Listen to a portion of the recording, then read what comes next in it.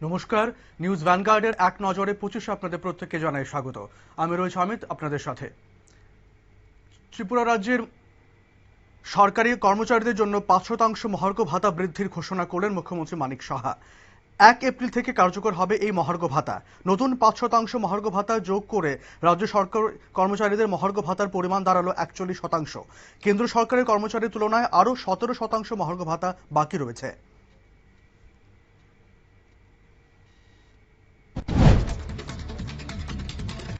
আসন্ন এডিসি নির্বাচনকে ঘিরে সন্ত্রাসমুক্ত ভোটের আহ্বান জানালো ত্রিপুরা উইমেন্স ফেডারেশন। সংগঠনের পক্ষ থেকে শান্তিপূর্ণভাবে ভোট প্রচার ও ভোট গ্রহণ সম্পন্ন করার আবেদন জানানো হয়েছে।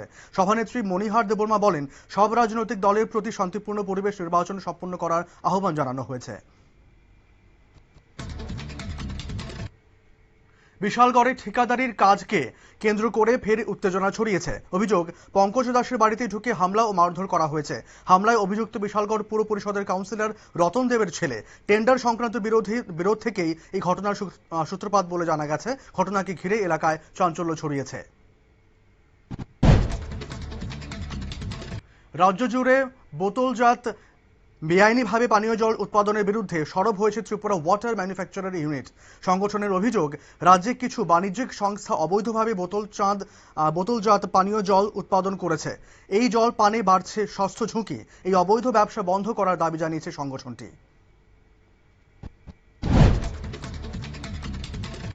দীর্ঘ আইনি লড়াইয়ের পর সূর্যমণিনগর চৌমুহনী বাজার এলাকায় একটি রাবার বাগানের দখল ফিরে পেলেন জমির মালিক। আদালতের নির্দেশে ভুলু সূত্রধরের পরিবারের নামে রেজিস্ট্রারকৃত 64 শতক টিলা ভূমি দখলমুক্ত করা হয়। অভিযোগ, পঞ্চায়েত প্রধান উত্তম রায় প্রশাসনিক ক্ষমতার জোরে জমিটি দখল করেছিলেন। উদয়পুর মাতাবাড়ি এলাকায় বকেয়া বিদ্যুৎ বিল আদায়ে বিশেষ অভিযান চালায় ত্রিপুরা স্টেট ইলেকট্রিসিটি কর্পোরেশন। বকেয়া বিল পরিশোধ না করায় গ্রাহকদের বিরুদ্ধে ব্যবস্থা নিয়েছে নিগম। পাশাপাশি অবৈধ বিদ্যুৎ সংযোগ বিচ্ছিন্ন করে হুক লাইনে বিদ্যুৎ ব্যবহারকারীদের জরিমানা করা হয়েছে বলে জানিয়েছে নিগম। চৈত্র মাসের প্রথম দিনে ত্রিপুরা সুন্দরী মন্দিরে দেশবাসীর মঙ্গল কামনায় এক পুজোর আয়োজন করল জমাতিয়া হদা। জমাতিয়া সম্প্রদায়ের আচার, বারোয়া ও সমাজপতিদের উপস্থিতিতে ঐতিহ্যবাহী নিয়মে পূজা সম্পন্ন হয়। পূজাকে কেন্দ্র করে মন্দির প্রাঙ্গণে বিভিন্ন সম্প্রদায়ের ভক্তদের ব্যাপক ভিড় লক্ষ্য করা যায়। ধর্মনগর মহকুমার কদমতলা ব্লকের একাধিক গ্রামে প্রবল ঘূর্ণিঝড়ে ব্যাপক ক্ষয়ক্ষতি হয়েছে। দমকা হাওয়া ও ঝড়ের তাণ্ডবে বহু বাড়িঘর, গাছপালা ও দোকানপাট ক্ষতিগ্রস্ত হয়। ঝড়ে বাড়ির চাল উড়ে যায় এবং বাজার এলাকার একাধিক ব্যবসায়িক প্রতিষ্ঠান ক্ষতিগ্রস্ত হয়েছে। ক্ষতিগ্রস্ত পরিবার ও ব্যবসায়ীরা সরকারি সাহায্যের দাবি জানিয়েছেন।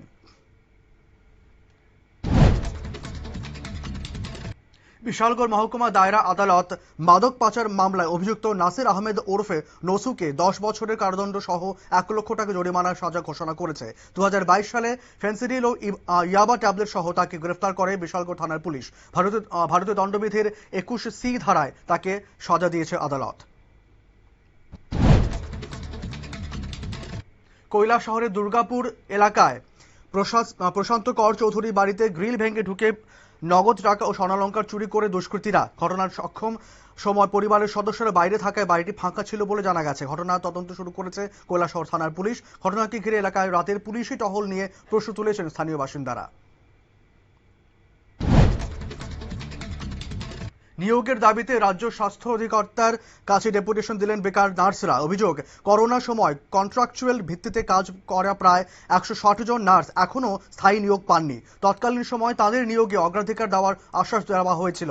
2021 সাল থেকে নিয়োগ প্রক্রিয়া নিয়ে কোনো অগ্রগতি না হওয়ায় ক্ষোভ প্রকাশ করেন তারা।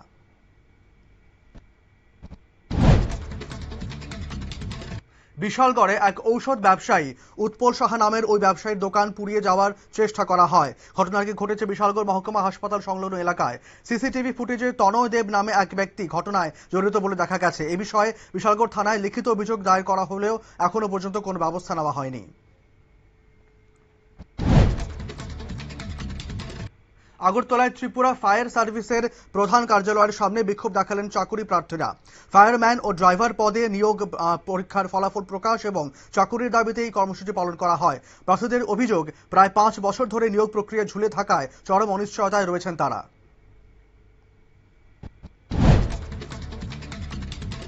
বিশালগড় ইংলিশ মিডিয়াম স্কুলের বিরুদ্ধে স্কুল ফি নিয়ে কেলেঙ্কারির অভিযোগ উঠেছে। অভিযোগ, KG1, KG2 ও তৃতীয় শ্রেণীর পড়ুয়াদের অভিভাবকেরা 1 বছর আগেই ফি জমা দিলেও এখনও তা অস্বীকার করছে স্কুল কর্তৃপক্ষ।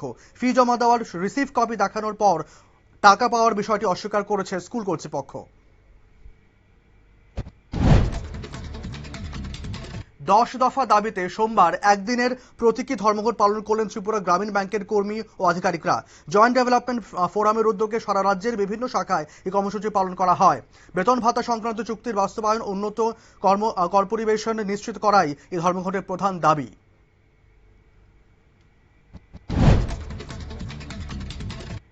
কটকের SCB মেডিকেল কলেজ ও হাসপাতালে সোমবার ভোরে ভয়াবহ আগুন লাগে। এই ঘটনায় অন্তত 10 জন রোগীর মৃত্যুর খবর পাওয়া গেছে। খবর পেয়ে ঘটনাস্থলে যান উড়িষ্যার মুখ্যমন্ত্রী মোহন মাঝি ও স্বাস্থ্যমন্ত্রী মুকেশ মহালিং। মৃতদের পরিবারকে 25 লক্ষ টাকা করে আর্থিক সাহায্য ও বিচার বিভাগীয় তদন্তের নির্দেশ দিয়েছেন মুখ্যমন্ত্রী। বিহারে বড় ধাক্কা খেল মহাগঠবন্ধন। রাজ্যসভা নির্বাচনে RJD বিধায়ক ফয়সাল রহমান এবং কংগ্রেসের 3 বিধায়ক ভোট দিতে আসেননি। ফলে মহাগঠবন্ধনের ভোট সংখ্যা 37 থেকে নেমে যায়। অন্যদিকে NDA-র 202 জন বিধায়কই ভোট দিয়েছেন।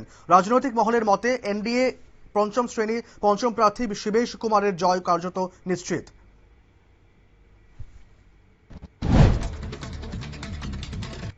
মার্চের মাঝামাঝি অকাল তুষারপাতে বিপর্যস্ত হিমাচল প্রদেশ, উত্তরাখণ্ড ও জম্মু ও কাশ্মীরের একাধিক এলাকা।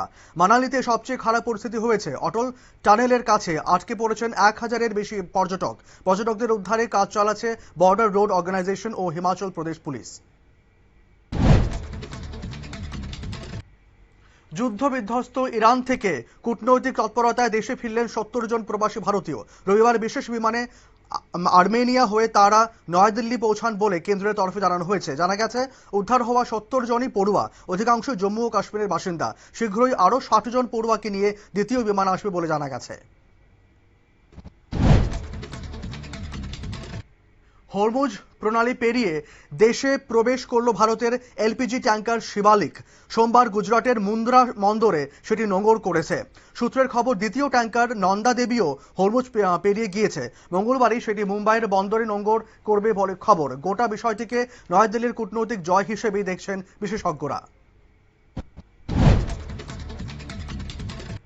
ইরানের চাবাহার বন্দরের কাছে সোমবার হামলা চালিয়েছে মার্কিন ফাইটার জেট। বন্দর সংলগ্ন ইরানের একটি সেনা ছাউনিকে লক্ষ্য করেই এই হামলা হয়েছে বলে প্রাথমিকভাবে জানা গেছে। চাবাহার বন্দর ভারতের সঙ্গে মধ্য এশিয়ার যোগাযোগ স্থাপনে গুরুত্বপূর্ণ কেন্দ্র হিসেবে বিবেচিত।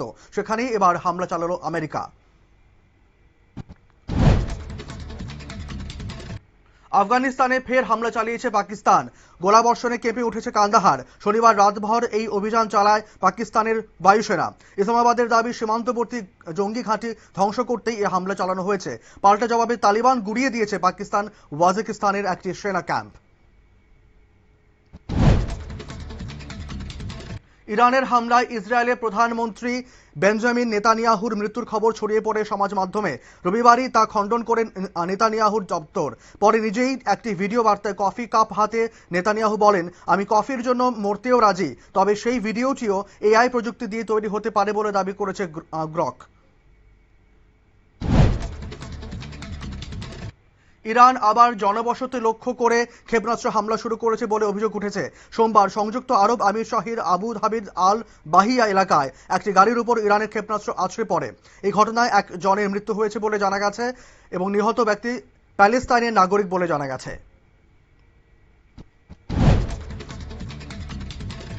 হরমুজ প্রণালী আবার খুলে দেওয়ার জন্য চীনের ওপর চাপ তৈরি করার ইঙ্গিত দিয়েছেন ডোনাল্ড ট্রাম্প। রবিবার এক সাক্ষাৎকারে ট্রাম্প বলেন, তেলের জন্য পশ্চিম এশিয়ার উপর নির্ভরশীল হওয়ার এই বিষয়ে চীনের সাহায্য করা উচিত। দুই দেশের বাণিজ্য সমঝোতাকেও এই কূটনৈতিক চাপের হাতিয়ার হিসেবে ব্যবহার করছেন ট্রাম্প।